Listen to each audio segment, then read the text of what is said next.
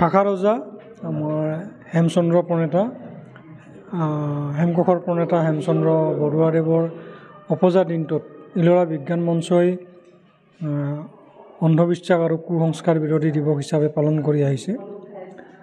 আৰু এইবাৰ ইলোৰা বিজ্ঞান মঞ্চৰ বঙাইগাঁও শাখা বৃহত্তৰ বঙাইগাঁও প্ৰেছ ক্লাবৰ সহযোগত প্ৰেছ ক্লাবৰ এই সভাকক্ষত আজি পালন কৰে। আচলতে তেওঁৰ কালি অপজা দিনটোত তেওঁলৈ শ্ৰদ্ধাঞ্জলি জনায় দুটা অনুষ্ঠানে। আৰু আজি ইয়াৰ লগত সংগতি ৰাখি এখন আলোচনা চক্ৰ অনুষ্ঠিত হয়। অন্ধবিশ্বাস আৰু কুসংস্কাৰৰ বিৰুদ্ধে হেমচন্দ্ৰ বৰুৱাদেৱৰ যুঁজ এই সম্পৰ্কে এখন আলোচনা চক্ৰ। আৰু এই আলোচনা চক্ৰত হেমচন্দ্ৰ বৰুৱাৰ সৃষ্টিকীৰ্তি আৰু এই অন্ধবিশ্বাস আৰু কুসংস্কাৰৰ বিৰুদ্ধে তেওঁৰ যি যুঁজ, তেওঁ যি প্ৰচেষ্টা এই সমাজৰ পৰা অন্ধবিশ্বাস আৰু কুসংস্কাৰ আঁতৰ কৰাৰ কাৰণে সেই বিষয়ে আলোচনা কৰা হয়। আৰু অনুষ্ঠানটো সফল হৈছে। যিসকল ব্যক্তি আজি এই অনুষ্ঠানত উপস্থিত থাকিলে আটাইগৰাকী ব্যক্তিসকলে অতিথিসকললৈ আমি বৃহত্তৰ বঙাইগাঁও প্ৰেছ ক্লাবৰ তৰফৰ পৰা ধন্যবাদ আৰু কৃতজ্ঞতা জনাইছোঁ। নমস্কাৰ। আজি এটা ভাল দিন। আজি আমাৰ ইলোৰা বিজ্ঞান মঞ্চৰ তৰফৰ পৰা হেমচন্দ্ৰ বৰুৱাৰ জন্মদিন উপলক্ষত এখন আলোচনা চক্ৰ আৰম্ভ কৰিছিলোঁ।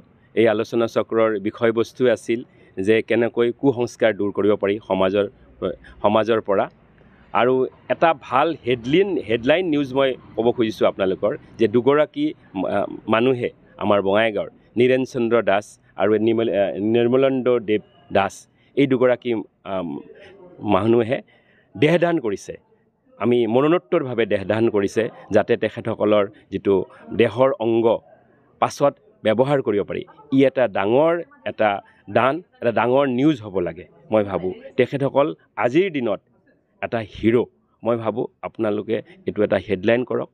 আৰু আজি প্ৰেক্টিকেলি ব্যৱহাৰিকভাৱে প্ৰাসংগিকভাৱে কুসংস্কাৰৰ বিৰুদ্ধে এখেতসকল আমাৰ হোতা, এখেতসকল আমাৰ নেতা। গতিকে আমাৰ সমাজত বহু কুসংস্কাৰ আছে, সৰু ডাঙৰ বহুত আছে। আমি এই সংস্কাৰৰ বিৰুদ্ধে যুঁজিবৰ কাৰণে মই এটা মেছেজ দিব খুজিছোঁ। এনালাইটিকেল ভিউ আমি ডেভেলপ কৰিব লাগিব। আমি এটা সংস্কৰিত ৰূপত যাতে আমি থাকিব পাৰোঁ।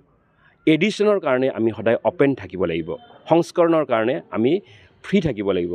আমি অপেন থাকিব লাগিব। তেতিয়াহে আমি আমাৰ সমাজৰ পৰা কুসংস্কাৰ দূৰ কৰিব পাৰিম। ধন্যবাদ।